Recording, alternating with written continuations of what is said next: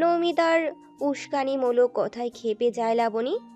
গোলগাল ধবধবে ফর্সা মুখশ্রী লাবণীর, তবে উচ্চতা 4 ফিট 10 ইঞ্চিতে আটকে গেছে। ক্রুদ্ধ স্বরে বলল, আমি এই দিকে চিন্তায় মরছি আর তুই মজা নিচ্ছিস। নিমু, ভালো হবে না বলে দিচ্ছি। ঠোঁট কামড়ে হাসল নৌমিতা। কলেজ জীবনে কোনো ছুতো খুঁজে পেলেই বন্ধু বান্ধবরা যেমন দুষ্টুমি করতে ভুলে না, তেমনি নৌমিতাও সেই সুযোগ হাতছাড়া করল না। ফের তীর্যক কণ্ঠে বলল, মজা কেন নেব? আমি তো সত্যিই বললাম, শত হলেও হিরোর চেয়ে কোনো অংশে কম লাগেনি। তাছাড়া তোকে সুইটহার্টও ডেকেছে। মানবিকতা বলতেও তো একটা কথা আছে, তা কি? প্রেমটা করেই ফেল, আমরাও একটা ট্রিট পাই। নাক মুখ কুচকে ব্যঙ্গ করল লাবণী।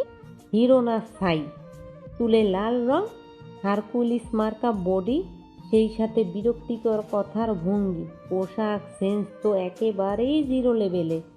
হিরো আলমও এর চেয়ে বেটার। শোন নিমু, তোর যদি পছন্দ হয় তাহলে তুই শাপিন ভাইয়ার সঙ্গে বিয়েটা ভেঙে দিয়ে এই ছাগলের সাথে প্রেম কর।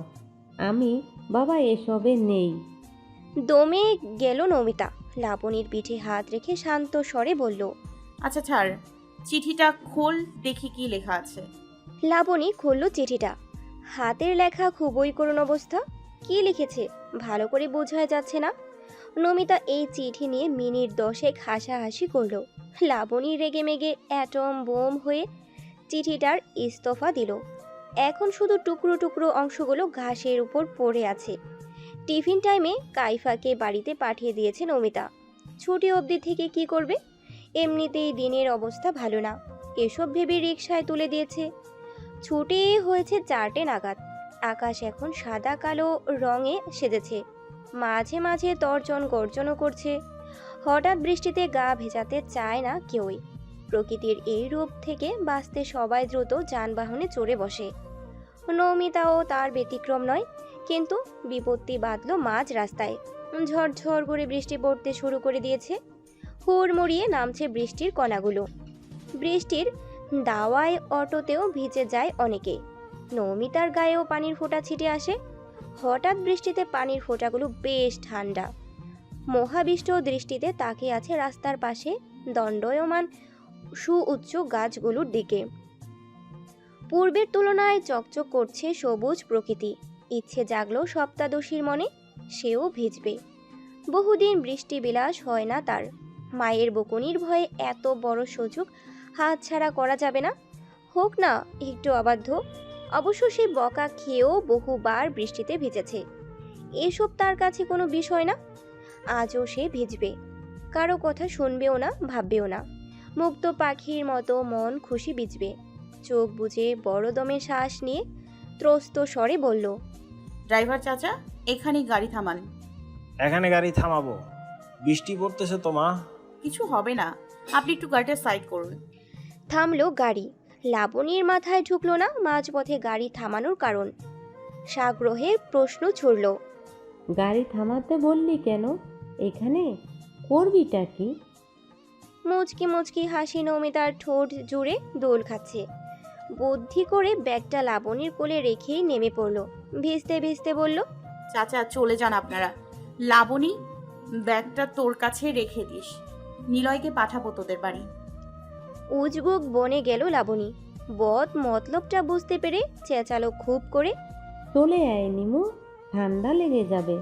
বৃষ্টিতে ভেজার কোনো প্রয়োজন নেই, গাড়িতে উঠে পড় বোন। কিন্তু লাবণীর কথা শোনার জন্য নমিতা দাঁড়ালো তো। সে নিজের মতো বৃষ্টিতে হাঁটছে, নিজের জেদে অটল রইল আজ। অটো চলে গেছে। ভারী বৃষ্টিতে রাস্তায় তেমন লোকজনও নেই। এই রাস্তায় গাড়ি চলাচলও কম। সিনেমায় যেমন বৃষ্টিতে নৃত্য করে নায়িকারা, তেমন শখ হুদয় ওর মনে। কিন্তু কেউ যদি দেখে ফেলে তাহলে মান ইজ্জত জলাঞ্জলি দিতে হবে, সেই ভয়ে আর নাচলো না। তবুও কি হাত পা বেঁধে রাখা যায়? ভারী বর্ষণে ভিজে জুবুথুবু অবস্থা নমিতার। কাপড় চোপড় ভিজে লেপ্টে আছে শরীরে। নাক বেয়ে পানি পড়ছে গোলাপি অধর জোড়ায়। রাস্তার পাশে দোকানে আশ্রয় নিয়েছে কুষাণ। বাইক বৃষ্টির ভেতরেই দাঁড় করানো রাস্তায়। লোকেদের জায়গা হচ্ছে না, সেখানে বাইক রাখবে কোথায়? অমনি চোখে পড়ল নমিতার দিকে। নমিতা তখনও বৃষ্টি বিলাসে মগ্ন। কুষাণ থমকে রইল কিছু সময়। স্বপ্ন দেখছে না তো? এইটা কি তার বসন্ত রানী? ঘোর কাটল, বুঝলো এটাই তার সপ্তাদোষী। এটা বাস্তব চিত্র মনে হতে ভ্রু কুঁচকে তাকায়। এক সেকেন্ডও দেরি না করে নমিতার দিকে এগোলো। বৃষ্টিতে সব ভিজে এক সার, কাপড় চোপড় ভিজে যাওয়ায় এবার ইতস্তত বোধ করতে করতে বুকে হাত বেঁধে হাঁটছে নমিতা। ঝড়ো হাওয়ায় কাঁপুনি দিচ্ছে হঠাৎ হঠাৎ। কি যেন একটা ভেবে রাস্তার পাশে অনেকটা নিচে যে ক্ষেত খোলা, সেখানে নেমে পড়ল। মূলত কুষাণের হাতে কেলানি খাওয়ার থেকে বাঁচতে তার এই পথ বেছে নেওয়া। হাতের ডান দিকে কয়েকটা ক্ষেত পেরোলেই বয়ে গেছে বিশাল নদী। কুষাণ ডাকতে ডাকতে নমিতার পিছু হাঁটছে। বৃষ্টির শব্দে তা নমিতার কান অবধি পৌঁছায়নি। ধান ক্ষেতের মাঝে সরু কাদা ভেজা পথ দিয়ে হাঁটার সময় কি যেন মনে করে ঘাড় ঘুরালো নমিতা। দেখলো কুষাণও আসছে এই পথ দিয়ে। ভয়ে দৌড় দেয় এই পিচ্ছিল সরু রাস্তা দিয়ে। এই নিমো, দাঁড়া বলছি। থামলো না নমিতা। দাঁড়াবো না, পায়েল ধরে দেখাও। নিমু জানে কুষাণ এই পিচ্ছিল রাস্তায় তার নাগাল পাবে না। সে ভেবে নিয়েছে এখান থেকে তাদের জমিতে গিয়ে তারপর বাড়ির রাস্তায় উঠে পড়বে। ধীরে ধীরে বৃষ্টি কমে আসছে। কুষাণের অভ্যাস নেই এই কাদাযুক্ত একদম সরু রাস্তা দিয়ে হাঁটার। শেষ কবে হেঁটেছিল মনেও পড়ছে না ঠিক। দৌড়াতে দৌড়াতে আকস্মিক কাদায় স্লিপ কেটে ধান ক্ষেতের মাঝে ধপ্পাস করে পড়ে গেল কুষাণ। শব্দ শুনে থেমে যায় নমিতার পা যুগল। ঘাড় ঘুরিয়ে দেখে কুষাণ ধানের ক্ষেতের কাদাতে বসে আছে। হাতে পায়ে কাদা লেপ্টে আছে, নাক মুখ কুঁচকে ফেলেছে কুষাণ। তার এই শোচনীয় দেখে হঠাৎ ফিক করে হেসে দিল নমিতা। খিলখিল হাসি করে হাসছে। হাসছে তো হাসছেই, হাসিতে মুগ্ধ হলেও তা প্রকাশ করলো না কুষাণ। অনিমেষ তাকিয়ে রইল কিছুটা সময়। দেখার স্বাদ যেন মিটছেই না, হারিয়ে যেতে চাইছে সেই হাসিতে। কিন্তু কুষাণ সংযত করলো নিজেকে, মুখবয়ব শক্ত রেখে হাঁক ছাড়ল। হাসি রেখে আগে তোল আমাকে। হাসি বিজড়িত গলায় জবাব দিল, নিজে নিজে ওঠো, আমার শরীরে কাদা মাখানো যাবে না। ছি নিমো, বিপদে পড়ে সাহায্য চেয়েছি আর তুই সাহায্য না করে দূরে দাঁড়িয়ে তামাশা দেখছিস। আচ্ছা থাক, লাগবে না তোর সাহায্য। কুষাণের মুখখানাতে আধার নেমে এলো। তা দেখে নমিতা ঘাবড়ে গিয়ে ত্রস্ত পায়ে কুষাণের কাছে গিয়ে হাতটা বাড়িয়ে দিল। সরি কুষাণ ভাই, উঠে এসো। আর এমন করবো না, বেশি ব্যথা পেয়েছো? স্মিথ হেসে হাতটা ধরে আকস্মিক হেঁচকা টান দিয়ে ফেলে দিল নমিতাকে। অর্ধেক শরীর পড়েছে ধান খেতে আর অর্ধেক দুই ক্ষেতের চিপায়। এবার কুষাণ খিলখিল করে হেসে উঠল, ব্যঙ্গ করে বলল, কিরে, বেশি ব্যথা পাইছিস? চোখ গরম করে তাকালো নমিতা। রাগে রিড়ে করছে কাদা মাখা শরীর। সঙ্গে সঙ্গে রুদ্র মূর্তি রূপ ধারণ করলো, জিজ্ঞাসু কণ্ঠে। তুমি এটা কি করলে? কুষাণ না বোঝার ভঙ্গিতে বলল, আমি আবার কি করলাম? তোমাকে সাহায্য করতে এসেছিলাম আর তুমি আমাকে ফেলে দিলে। রাগ উঠতেছে কিন্তু। কুষাণ মেঘ মন্ত্র কণ্ঠে প্রত্যুত্তর করল, বেয়াদবির শাস্তি এটা। এতটা রাস্তা দৌড় করালি, তারপর আমার কথাটুকু মানলি না। তাহলে আমার কি করা উচিত বল? প্রথমে যদি আমার কথা শুনতি তাহলে ফেলতাম না, কিন্তু তুই তো সোজা কথার মানুষ না, তাই আঙুলটা বাঁকা করতে হলো। দাঁড়াও, তোমাকে আজ। কথার মাঝে দাড়ি বসিয়ে দুজনের ভেতর কাদা মাখামাখি হয়ে গেল একজোট। ভ্রুগুলোতেও কাদা মাখাতে বাদ রাখেনি নমিতা। কুষাণ বারবার বারণ করার পরও কথা শুনছে না। যে যাকে যেমন পারছে তেমনি মাখিয়েছে। বেচারা ধান গাছের যে কি অবস্থা করেছে সেদিকে চুল পরিমাণও হেলদোল নেই এই দুজনের। নদীতে ডুব দিয়ে শরীর ধুয়ে কাদামুক্ত করলো দুজনই। তারপর সেখান থেকে এসে বাইকে উঠে পড়ল। নমিতা ওড়নাটা চিপে নিয়ে কোনো রকম শরীরে ঢাকা দিচ্ছে। কুষাণের থেকে দূরত্ব নিয়ে বসেছে। একটু একটু ছোঁয়ায় মেলি পেলব দেহের থরথরে বুঝতে পারছে কুষাণ। কুষাণ নিজের শার্টটা নমিতার গায়ে জড়িয়ে দিয়ে আবার বাইক স্টার্ট দিল। নমিতা চুপচাপ বসে আছে। ঠান্ডায় বেজানো শরীর থরথর করে কাঁপছে। কুষাণের নির্বিকার আনন্দ জুড়ে আমাবস্যার ছায়া। হাসি নেই, কোনো অনুভূতি নেই। হৃদয় পড়ছে, কিন্তু মুখ দেখে তা বোঝা দায়। দীর্ঘ নিঃশ্বাস ফেলে বলল, গান শুনবি? তোমার কণ্ঠে গান শুনতে আমার অনেক ভালো লাগে। ওই দিন ছাদে শুনেছিলাম, আজ আবার শুনতে চাই। বিমর্ষ অক্ষিপুট ফেকাশে ভেজা মুখ। বৃষ্টি শুরু হয়েছে ফের। কিছুক্ষণ আগে যেমন প্রাণবন্তর ছিল চোখ জোড়া, কিন্তু এখন সেরকম নেই। কোনো উপায়ন্তর খুঁজে পাচ্ছে না সপ্তাদশীকে নিজের করে রাখার। এই যে আজ বৃষ্টিতে ভিজলো দুজন একসঙ্গে, এটা কুষাণের বহুদিনের স্বপ্ন ছিল। কখনো ভাবিনি হঠাৎ স্বপ্নটা পূরণ হয়ে যাবে। ভাগ্যটা অদ্ভুত না? হয়তো আজীবনের জন্য হারিয়ে ফেলবে, এই জন্য প্রকৃতি দয়া করেছে তার উপর। ভেতরে ভেতরে দধর্ণে টানা পড়ে শ্বাস নিতেও কষ্ট হয় এখন। আপাতত চিন্তাটুকু ঝেড়ে ফেলে ফিচেল হেসে গাইতে আরম্ভ করলো। রিমঝিম ধারাতে চাই মন হারাতে, রিমঝিম ধারাতে চাই মন হারাতে, এই ভালোবাসাতে আমাকে ভাসাতে। এলো মেঘ যে ঘিরে এলো বৃষ্টি সুরে সুরে শোনায় রাগিনী, মনে স্বপ্ন এলো মেলো, এই কি শুরু হলো প্রেমের কাহিনী। রাতে হাড় কাঁপিয়ে জ্বর এসেছে কুষাণের। বাড়িতে ঢোকার পর সকলে ইচ্ছে মতো বকুনি দিয়েছে। সেসব কুষাণ আর নমিতা চুপচাপ শুনেছে কেবল, প্রত্যুত্তর করার সাহস পায়নি। নমিতা ঢুকলো কুষাণের ঘরে। তার হাতে দুটো জ্বরের ট্যাবলেট। কুষাণ চোখ বন্ধ করে শুয়ে আছে। মুখটা এগিয়ে নিয়ে ডাক দিল, কুষাণ ভাই, ট্যাবলেটগুলো খেয়ে নাও। পিট পিট করে চোখ খুলল কুষাণ। মাহমুদা বেগম জলপট্টি নিয়ে এলেন। নমিতা কুষাণের কপালে হাত দিয়ে বুঝে শরীরের তাপমাত্রা কম করে হলেও আনুমানিক 103-4 ডিগ্রি হবেই। নমিতার অবশ্য ঠান্ডা লেগেছে। শরীরের তাপমাত্রা বাড়লেও কুষাণের মতো নয়। নমিতা চিন্তিত স্বরে বলল, জেঠিমা, কুষাণের ভাইয়ের শরীরে তো অনেক জ্বর, ডাক্তার ডাকতে হবে। তোর বাপ তো বাজারে, ফোন করে বলে দে আসার সময় ডাক্তার নিয়ে আসতে। কিন্তু জেঠিমা, বাবা তো ফোন নেয় নাই সাথে, আমার ফোন তো লাবণীর বাড়িতে। চিন্তায় পড়ে গেলেন মাহমুদা বেগম। তাই ডাক্তার না ডেকে শুধু ট্যাবলেট দুটো খাইয়ে দিলেন কুষাণকে। নমিতা চলে গেল ঘর থেকে। রুক্ষ ভাষাহীন চোখ দুটি কেবল যাওয়ার পানে তাকিয়ে রইল। মুখ ফুটে বলতে পারল না। আমার কাছে একটু থাক নিমু, আমার খুব কষ্ট হচ্ছে। তোর কোলে মাথা রেখে ঘুমালে আমার সব অসুখ দূর হয়ে যাবে। তুই আমার মেডিসিন রে নিমু, তুই আমার মেডিসিন। মধ্যরাতে ঘুমের ঘরে কুষাণ কি যেন বিড়বিড় করছে। মাহমুদা বেগম কুষাণের মাথার কাছে বসে থাকতে থাকতে ঘুমিয়ে পড়েছিলেন। হঠাৎ সজাগ হয়ে তিনি শুনতে পান কুষাণ কি যেন বলছে। আলতো হাতে ঝাঁকালেন কুষাণকে। কুষাণ চোখ খুলে দেখে তার মা তার পাশে বসে আছে। জ্বরে লাল টকটকে চোখ দুটো। শরীরে এত ব্যথা এসেছে যেন কেউ বাঁশ দিয়ে পিটিয়েছে। মাহমুদা বেগম বললেন, বিড়বিড় করে কি বলছিস বাবা? বেশি খারাপ লাগছে দেখি। হাত রাখলেন কুষাণের কপালে। মৃদু কাঁপছে কুষাণ। কাঁথা থেকে হাত দুটো বের করে তার মায়ের হাতটা ধরল। ধরে ঠোঁট ভেঙে বলল, মা, আমার নিমুকে চাই। কথাটুকু শ্রবণ হতেই চমকালেন মাহমুদা বেগম। বুকের ভেতর কেমন ধক করে উঠল। তিনি যেহেতু বুদ্ধিমতী মহিলা, তাই খুব সহজেই ক্যাচ করে ফেললেন ব্যাপারটা। নমিতার বিয়ের কথা হচ্ছে শোনার পর থেকে ছেলের আমূল পরিবর্তন লক্ষ্য করেছেন। তবে সন্দেহের বশবর্তী হয়ে শাসন করলে তো চলবে না।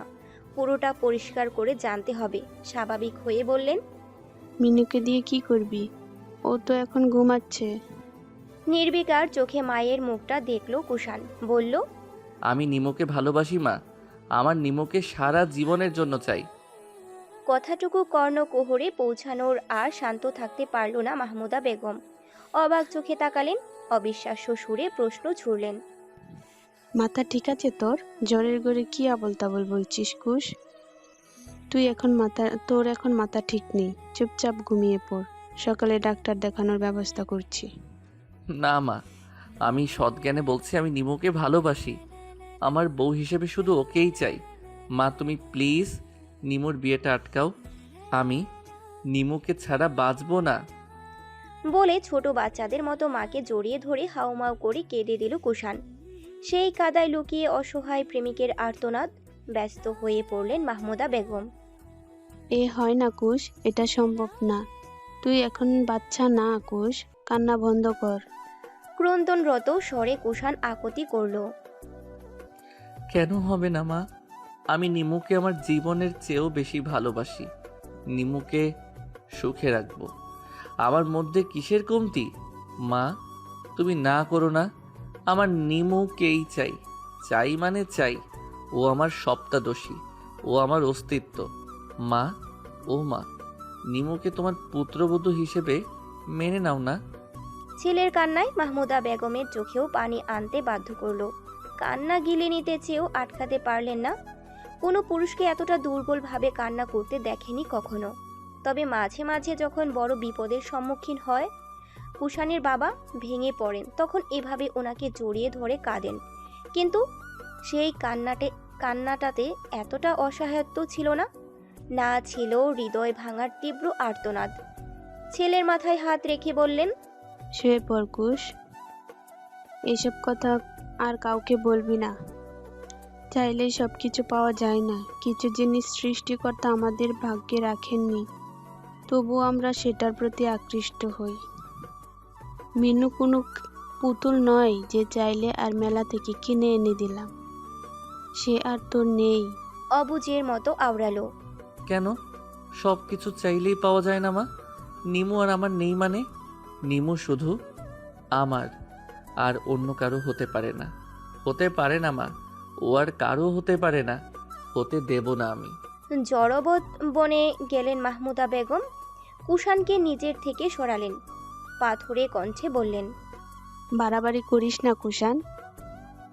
মিনুর বিয়ে ঠিক হয়ে গেছে।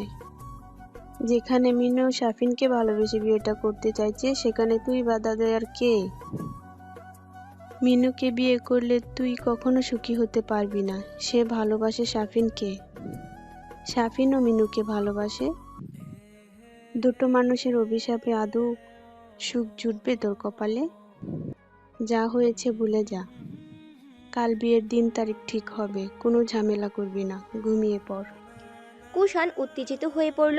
দিশেহারা হয়ে গেল, যেন সে কোনো মূল্যবান জিনিস হারিয়ে ফেলেছে। বারবার উঠে পড়তে চাইছে বিছানা থেকে। পাগলের মতো প্রলাপ বকছে। এই বিয়ে কিছুতেই হতে পারে না। কিছুতেই দেব না আমি। শাফিনকে এখনই শেষ করে দেব। নিমুর সাহস হলো কি করে অন্য আরেকটা ছেলেকে ভালোবাসার? ওকেও শেষ করে দেব। শান্ত হ কুষাণ, কি বলছিস এসব? আস্তে বল, কেউ শুনতে পাবে। তবুও কুষাণকে শান্ত করা যাচ্ছে না। এমন দুধর্ষ পরিস্থিতির কবলে পড়তে হবে জীবনেও ভাবেননি মাহমুদা বেগম। কাঁদছেন নীরবে। অনেক কষ্টে কুষাণকে শান্ত করে ঘুম পাড়ালেন। প্রয়োজনে কুষাণের মুখে হাত চেপে ধরে রাখতে হলো ওনাকে। কুষাণ এখনো বিড়বিড় করে কি যেন বলছে। হঠাৎ জ্বরের মুখে পড়ে বেচারার হুঁশ হারিয়ে ফেলেছে। কি বলছে কি করছে নিজেও জানে না। গ্রীষ্মের পদার্পণ হয়েছে ধরণীতে। মাঝখানে কেটে গেছে একদিন। আম কাঁঠালের উকি ঝুঁকি পাতার ফাঁকে ফাঁকে দেখা মিলছে। পরশু বৃষ্টি হওয়ায় নদী নলা এখনো শুকিয়ে চৌচির হয়নি। পুকুরে অবশ্য ভালোই পানি আছে। সকাল থেকে ভ্যাপসা গরম, কারেন্টও নেই। জানালার পর্দা গলিয়ে রোদ পড়েছে কুষাণের উন্মুক্ত পিঠে। তার শরীরের অবস্থা হালকা উন্নতি হয়েছে। উঠে টাওয়ালটা গলায় পেঁচিয়ে ব্যাগ থেকে ল্যাপটপটা বের করলো। ঘরে ভালো লাগছে না, তাই বারান্দায় চেয়ারে বসে গত কয়েকদিনের জমা কাজগুলো দেখতে আরম্ভ করলো। যেহেতু সে এখনো বেকার, তাই ফ্রিল্যান্সিং করে নিজের খরচ নিজে বহন করে। পাশাপাশি জমিও রেখেছে বেশ কিছু অর্থ। সব সময় বাবার কাছে হাত পেতে কিছু নিতে ভালো লাগে না তার, তাই গত 2 বছর হলো ফ্রিল্যান্সিংয়ে যুক্ত হয়েছে। রাহেলা ভানু লাঠিতে ভর দিয়ে ধীরে ধীরে হেঁটে কুষাণের নিকট আসছেন। ঠকঠক আওয়াজ কর্ণপাত হতেই কুষাণ আরেকটি কেদার টেনে তার ডান পাশে রাখল। যান্ত্রিক বস্তুটি চেয়ারে রেখে সন্তর্পণে রাহেলা বানুকে চেয়ারে বসালো। তারপর সে নিজেও বসলো। বয়সের ভারে নুজ্জ ব্যক্তিটি রোগা রোগা সরে গলায় আধো কৌতূহল মিশিয়ে চুপি চুপি বলল, দাদু ভাই, খবর কি? কুষাণের নত দৃষ্টি তখনও ল্যাপটপের স্ক্রিনে নিবদ্ধ। পুরুষ্ঠ আঙ্গুলগুলো চলছে নিজের মতো। নির্বিকার কণ্ঠে উল্টো প্রশ্ন ছুড়ে, কোন খবর জানতে চাও? ফ্যাল ফ্যাল করে থাকেন রাহেলা বানু। কুষাণ মুখ তুলে দৃষ্টি রাখলো দাদির মুখবয়ে, একরাশ চাপা ক্ষোভ নিয়ে বলে, বলো, কি জানতে চাও? আমার শরীরের খবর নাকি মনের? রাহেলা বানু ঠাউর করতে পারছে কেউ একজন তার উপর আকাশ সম অভিমান করেছে। পাল্লা দিয়ে বাড়ছে সেই অভিমান। তাই মাথাটা একটু এগিয়ে আনেন রাহেলা ভানু, মৃদু গলায় বললেন, রাগ করিস না দাদু ভাই, হুট কইরা কি থাইকা কি হইয়া গেল বুঝতে পারে নাই। অহন কি করণ লাগবো এইটা ক। উঠানের সদর দরজার পাশে আম গাছটার পানে দৃষ্টি স্থির করে রাখলো কুষাণ। দীর্ঘশ্বাস ফেলে বলল, জানি না কি করব, কিচ্ছু বুঝতে পারছি না। বিজ্ঞের ন্যায় রাহেলা বানু উপদেশ দিলেন, তোরে একটা কথা কই দাদু ভাই, একবার সাহস কইরা মনের কথাটা জানাইয়া দিয়া দেখ। তোর কাকার কাছে প্রস্তাব রাখ, দেখ কি হয়। তারপর না হয় ভাগ্যের উপর ছাইড়া দিবি, কিন্তু এমনি কইরা হাত গুটাইয়া তো বইয়া থাহন যায় না। কুষাণ কোনো কথা বলে না, নীরবে নির্ভীতে ভাবুক দৃষ্টি ফেলে ও দূরে তাকিয়ে থাকে। পুরোটা মনোযোগ দিয়ে কিছু অদৃশ্য ছক কষে, যেই ছকের শিরোনাম ভালোবাসার ছক। রাহেলা বানু আর কিছু বলল না, উঠে চলে যান চেয়ার ছেড়ে। দিনের মধ্যভাগ, রোদের বদলে যেন আগুন ঢালছে আকাশ থেকে। কাজ পোড়া রোদে নিলয় কেঁদে কেঁদে বাড়িতে এলো। নৌমিতা বারান্দায় দিচ্ছিল, তখনই নীরবে কান্নার আওয়াজ শুনে গা ছমছম করে ওঠে। নৌমিতা ঝাড়ু দেওয়া রেখে উৎসুক দৃষ্টি ফেলে জিজ্ঞেস করে, কি হয়েছে তোর? অমন কেঁদে কেঁদে বাড়ি আসছিস কেন? নিলয় তখনও চোখের পানি ফেলছে। রোদে ঘাম ঝরছে গা থেকে, অথচ শরীরে মুখে কাদা মাখানো। ছোট মানুষ হলেও নিলয় সচরাচর কাঁদে না, কিন্তু এখন কেন কাঁদছে তা বুঝতে পারল না নমিতা। এই সময় বাড়িতে পুরুষ মানুষ বলতে কেউ নেই। নাজিম তরফদার ঢাকায়, নৌমিতার মা পাশের বাড়ি গেছেন কোনো দরকারে।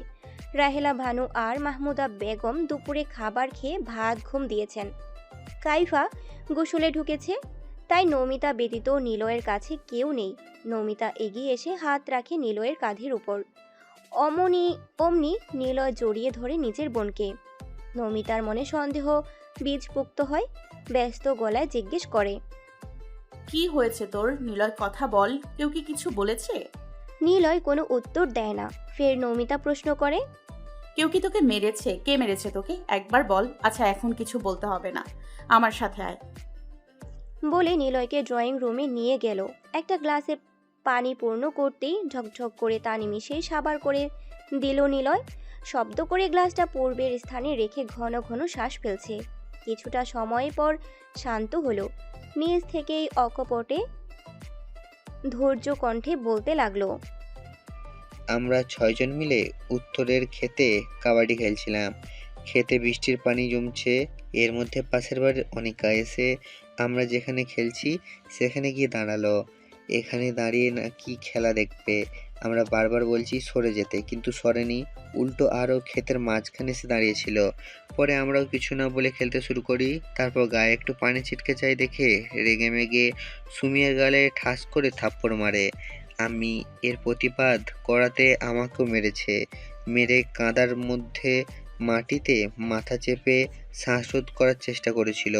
একটুর জন্য মরতে মরতে বেঁচে গেছি। একদমে কথাগুলো বলে আবারও ফুপাতে শুরু করলো নিলয়। নৌমিতার ক্রোধ হয় আপনা আপনি কুঞ্চিত হয়, বিরক্তি মাখা গলায় ধমকায়, ওইটুকু একটা মেয়ের হাতে মার খেয়ে আবার কেঁদে কেঁদে বাড়ি আসিস? লজ্জা করে না তোর? তোরা এতজন থাকা সত্ত্বেও ওই পিচ্ছি একটা মেয়ে মারলো আর চুপচাপ গিলে চলে এলি? বলি, তোদের কি গায়ের জোর নেই? তোদের কি ভাত খাওয়ায় না? পিচ্ছি বলছো কেন?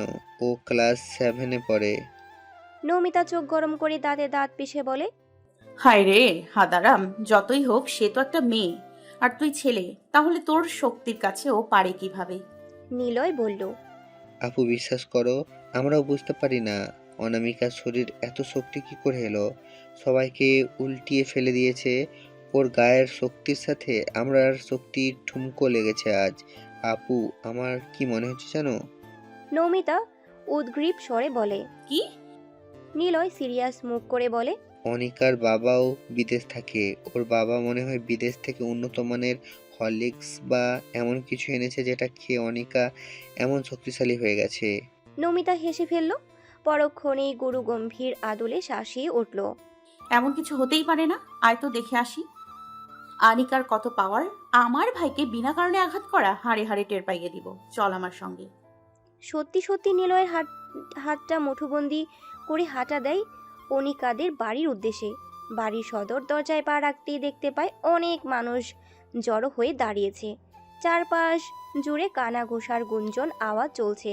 নৌমিতা নিলয়ের হাতটা ছেড়ে দিয়ে এগিয়ে দাঁড়ায়, ভিড় ঠেলে বলে, দেখি তো কি হয়েছে। তৎক্ষণাৎ দেখতে পায় অনিকাকে অনেকজন মিলে ধরে রেখেছে। সে হাত পা ছুড়াছুড়ি করছে, দাঁত কিরমির করছে, কখনো কখনো কী সব যেন বলছে ভুতুড়ে গলায়। সামনে মসজিদের একজন ইমাম বসে জেরা করছেন, জোরে জোরে সূরা উচ্চারণ করছেন। নিজের চোখে দেখা এবং এই একজনের থেকে পাওয়া চাঞ্চল্যকর তথ্য অনুযায়ী পুরো ব্যাপারটা এখন পানির মতো স্বচ্ছ। অকল্পনীয় কিছু শুনতে পেয়ে নিলয় আর নমিতার চক্ষু চড়ক গাছ। বুঝতে এক বিন্দু বাকি নেই অনিকাকে যে জেনে ধরেছে। অমনি উচ্চ শব্দে অনিকা বলে ওঠে, নিলয়রা, আমি তোকে ছাড়বো না। তুই আমার গায়ে হাত দিয়েছিস না? দেখিস আমি তোর কি বেহাল অবস্থা করি। তোর সাহস কি করে হলো আমার বাড়িতে পা রাখার? দেখ এখন তোর সাথে কি হয়। এক ন্যানো সেকেন্ডও অপেক্ষা না করে ছুটার জন্য ছটফট করতে শুরু করলো আনিকা। সকলের দৃষ্টি তখন নিলয়ের পানে। শুষ্ক ঠোঁটজোড়া জিহ্বা দিয়ে ভিজিয়ে নেয় নমিতা। ভয়ার্থ দুই জোড়া চোখ একে অপরের দিকে তাকায়। কিছু একটা ইশারা করে নিলয় বলে, আপু। বলা মাত্রই দুজন ভো দৌড়। এক পলকে সবার দৃষ্টি আড়াল হতে সক্ষম। দিগ্গে দিক ভুলে দৌড়াচ্ছে। উদ্দেশ্য দ্রুত বাড়ি পৌঁছানো। পেছনে ফেলে যায় অসংখ্য কৌতূহলী দৃষ্টি। নমিতা আর কাইফা বিছানায় হেলান দিয়ে কর করে ভুট্টার স্বাদ নিতে ব্যস্ত। ফোনের স্ক্রিনে চলছে তামিল সিনেমার অ্যাকশন সিকোয়েন্স। সময়টা তখন রাত। তখনই আধ ভেজানো দরজা ঠেলে ভেতরে আসেন শাহনাজ বেগম। ধ্যানচ্যুত হলো দুই কিশোরীর। দেখলো মুখে চওড়া হাসি নিয়ে তাদের কাছে এগিয়ে আসছেন শাহনাজ বেগম।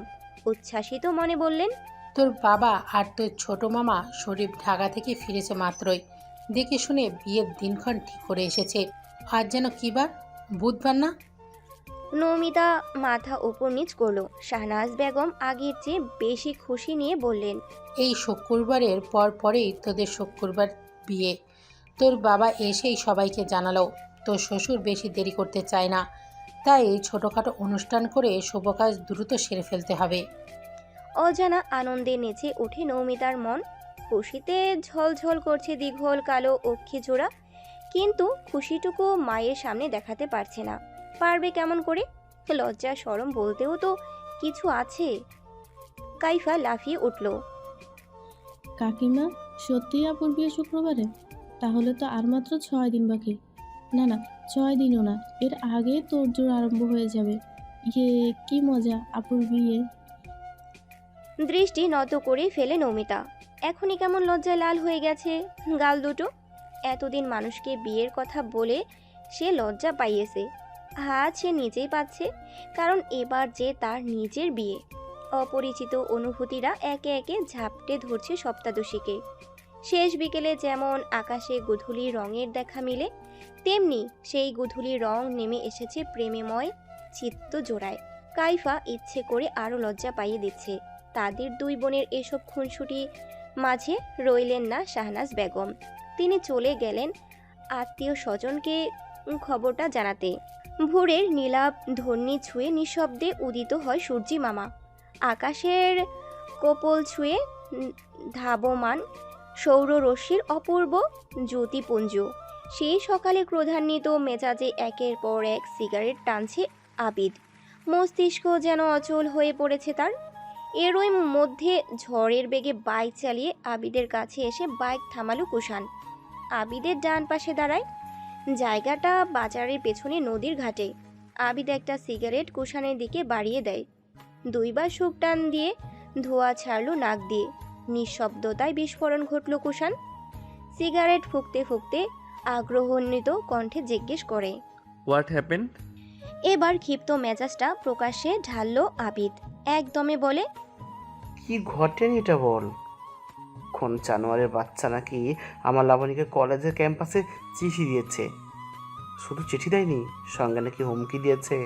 কাল সন্ধ্যায় যখন লাবুদের বাসার সামনে যাই, তখন গিয়ে দেখি বাল পড়াটা আগেই ওখানে ঘোরাঘুরি করতেছে।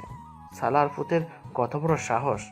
গত 7 মাস যাবৎ আমি আমার লাবুর জন্য এত কিছু করলাম, এতে এত ভালোবাসলাম, তবু মন পাইলাম না।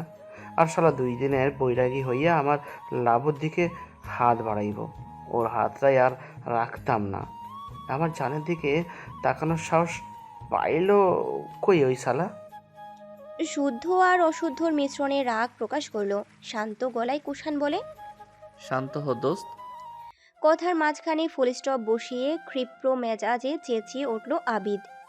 শান্ত হব? ভাই সিরিয়াসলি, তুই শান্ত থাকতে পারতিস? তোর ভালোবাসার দিকে কেউ হাত বাড়ালে চুপচাপ বসে থাকতিস? অন্যদিকে মুখ করে লম্বা শ্বাস নেয় আবিদ।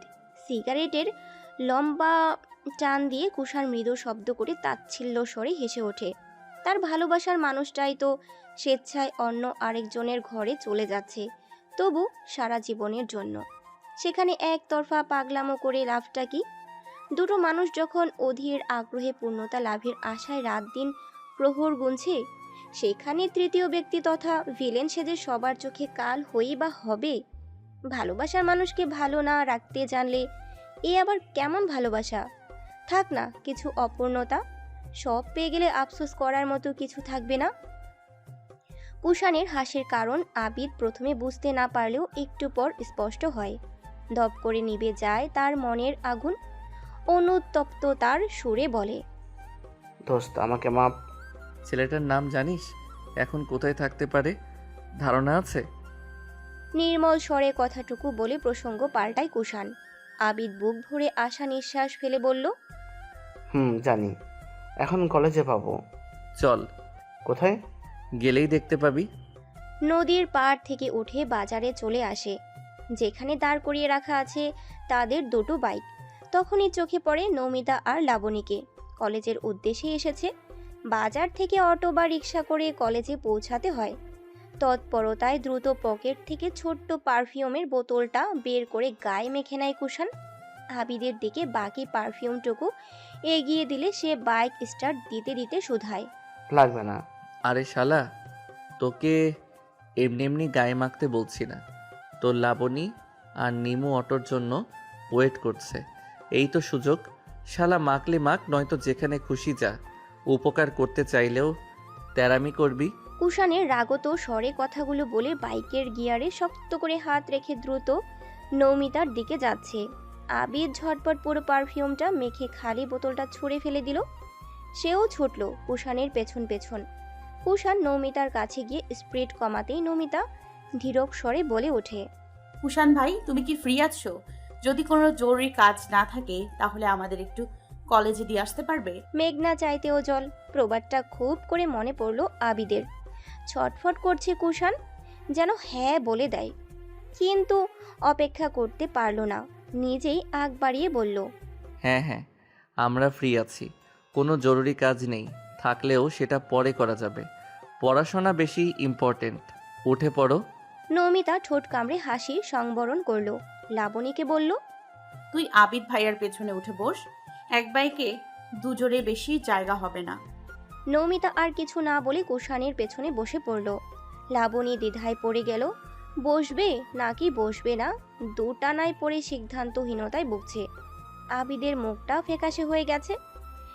নিম্নষ্ঠ অধরে দাঁত চেপে ধরে রেখে মনে মনে চাইছে লাবণী যেন বাধা সৃষ্টি না করে। ভালোই ভালোই উঠে বসে, তোর সইছে না যুবকের। এবার কুষাণ মুখ খুলল, তুমি কি আনকমফোর্টেবল ফিল করছো? দেখো, আমরা তোমার বড় ভাইয়ের মতো। আবিদ আমার ফ্রেন্ড, আশা করি অসুবিধে হওয়ার কথা নয়। লাবণী তাড়াহুড়া করে বলে, না না, এরকম কিছু নয় ভাইয়া।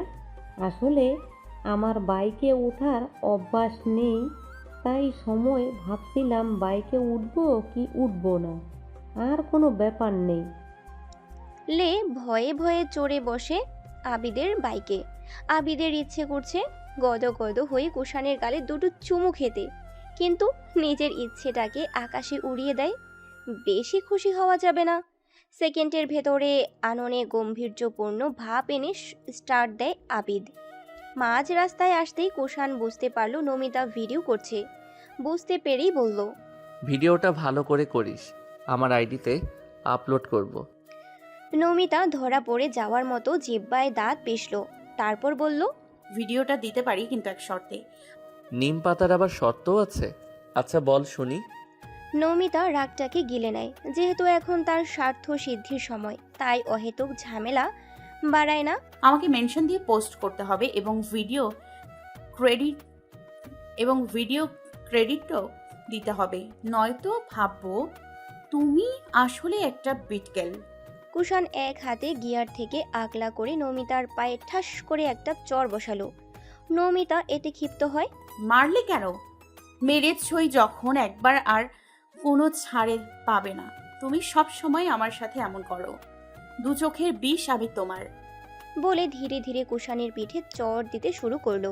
কুষাণ বাইকের স্পিড কমিয়ে আনে, বলে, থাক নিমুর বাচ্চা, হাতটা কিন্তু ভেঙে ফেলবো। নিমু ভেঙচি কেটে ফের ভিডিও করায় মন দেয়।